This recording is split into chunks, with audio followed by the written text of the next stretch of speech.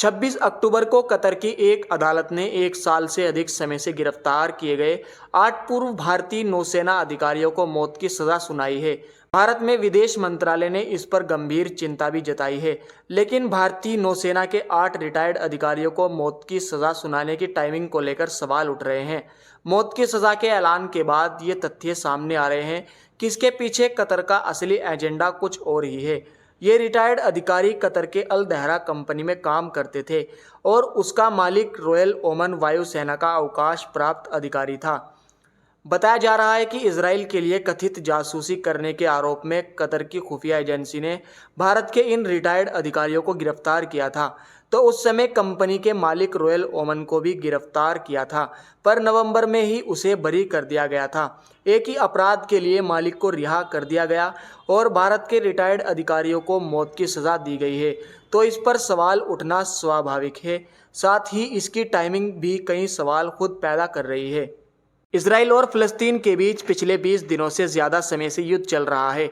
इस जंग को लेकर मुस्लिम देशों का रवैया इजराइल के प्रति सख्त है। वहीं भारत ने हमास के इजराइल पर हमले की चिंता भी जताई थी। ऐसे में जिन भारतीय नौ सैनिकों को मौत की सज़ा दी गई है, उन पर कथित रूप से इजराइल के लिए ही जासूसी करने का आरोप है और दावा किया जा रहा है कि ऐसे में इजराइल और हमास के बीच चल रही जंग के बीच कतर का ये फैसला समझा जा सकता है।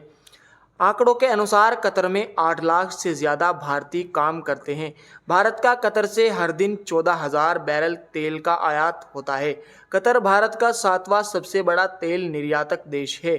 इसके साथ ही अमेरिका के साथ कतर के सामरिक रिश्ते हैं और कतर अमेरिका का एक प्रमुख गैर नाटो सहयोगी देश भी है।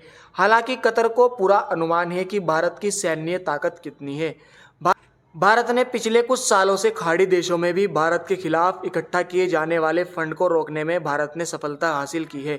भारत के अंतर्राष्ट्रीय स्तर पर पड़ते प्रभाव से पाकिस्तान भी बौखलाया हुआ है। धर्म के नाम पर राष्ट्र विरोधी गतिविधियों को पनाह देने में अग्रणी रहा कतर अब असुरक्षित महसूस कर रहा है और दबाव की राजनीति के तहत ये साजिश रची गई है। कनाडा वाले मामले में भी भारत के रिएक्शन से यूरोप, अरब देश, यहाँ तक कि अमेरिका और बाकी देश भी हिले हुए हैं। पाकिस्तान भारत के अंतर्राष्ट्रीय स्तर पर बढ़ते कद को लेकर परेशान है। कतर के अदालत के फैसले को चुनौती देने का भारत के पास कानूनी विकल्प मौजूद है।